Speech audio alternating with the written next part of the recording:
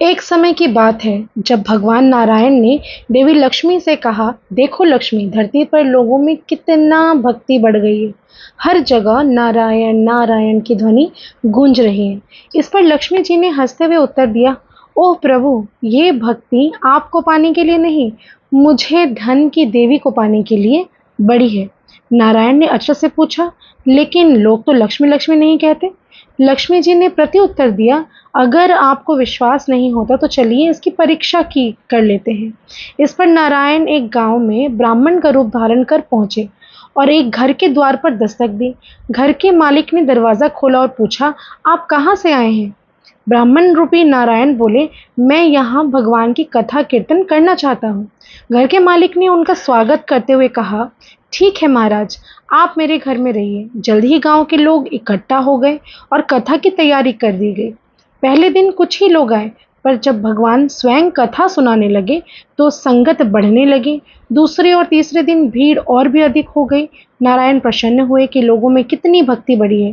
इसी बीच लक्ष्मी जी एक वृद्ध महिला का रूप लेकर उसी गांव में प्रवेश कर गई। एक महिला जो ताला बंद कर कथा सुनने जा रही थी, उसके द्वार पर लक्ष्मी जी पहुंची और बोली, बेटी जरा पानी पिला दे। महिला ने कहा, माता जी, मुझे प्रवचन में जाना है, 3:30 बज चुके हैं। लक्ष्मी जी ने फिर आग्रह किया, बेटी प्रयास प्यास लगी है। महिला ने पानी लाकर दिया, जिसे पीने के बाद वह लोटा सोने का हो गया। यह देखकर वह महिला अचंभित हो गई और लक्ष्मी जी को भोजन कराने का आग्रह करने लगी, परंतु लक्ष्मी जी ने मना कर दिया और कहा कि वह अब जा रही है। इस घटना के बाद पूरे गांव में खबर फैल गई। अगले दिन कथा में लोगों की संख्या घट गई। नारायण ने कारण पूछा तो किसी ने बताया, एक चमत्कारिक माता जी आई हैं, जिनके आशीर्वाद से घरेलू सामान सोने का हो जाता है। यह सुनकर यजमान सेठ भी कथा से उठकर लक्ष्मी जी के पास पहुंच गए। उन्होंने लक्ष्मी जी से कहा, मैं आपको अपने घर ठहराना चाहता हूँ। लक्ष्मी जी ने कहा, जब तक यहाँ संत है मैं नहीं ठहर सकती। सेठ जी ने भगवान नारायण को धर्मशाला में ठहरने का आदेश दे दिया। जब नारायण जी ने सेठ जी से कारण पूछा तो उन्होंने कहा, नहीं नहीं, अब आप यहाँ से जाओ, आपको धर्मशाला में रहना होगा, क्योंकि मुझे किसी और मेहमान को ठहराना है। तभी वहां लक्ष्मी जी आई और सेठ जी से कहा, आप जरा बाहर जाइए, मैं इसे बात कर लेती हूँ। माता लक्ष्मी भगवान विष्णु से बोली कि अब तो आप मेरे प्रभाव को मान गए।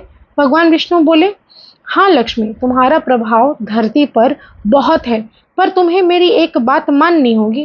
तुम्हारा आगमन तब हुआ जब मैं संत के रूप में यहाँ आया, इसीलिए जहाँ सत्संग होगा वहीं लक्ष्मी तुम्हारा निवास अवश्य होगा। यह कहकर भगवान विष्णु वहां से चले गए। प्रभु के जाने के बाद अगले दिन सेठ के घर पर गांव वालों की भीड़ उमड़ पड़ी। सभी चाहते थे कि माता उनके घर भी आए। लक्ष्मी माता अपने असली रूप में प्रकट हुई। लक्ष्मी माता ने सेठ और सभी गांव वालों से कहा, अब मैं भी जा रही हूँ। सभी कहने लगे, माता ऐसा क्यों?